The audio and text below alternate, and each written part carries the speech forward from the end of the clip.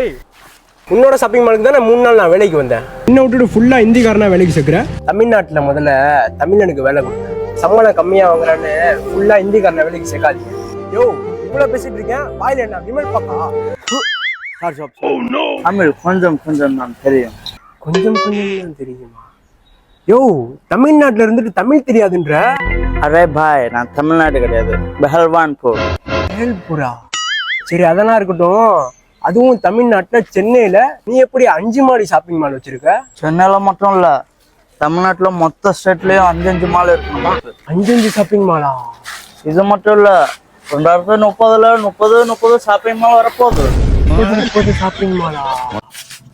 சரி, வர்றேன் சாலா. நானும் இந்திக்காரன் தான் சார். சும்மா அவங்கள்ட்ட விளாண்டேன். பார்த்து நம்மளுக்கும் ஏதாவது ஒரு வேலை போட்டு கொடுங்க. நீ ஹிந்திக்காரன் எப்படி நான் கன்ஃபார்ம் பண்றது? ஏதாச்சும் ஹிந்தியில பேசு. என் சொந்த ஊர் ஹரியானா. எனக்கு ஏதாவது வேலை போட்டு கொடுறா திவானா. ஆறாரன் போறாரன் சென்னையில இருக்கிறான் இந்திக்காரன். போட்டுட்டான் அட்டிய புச்சிட்டான் சென்னை சிட்டிய.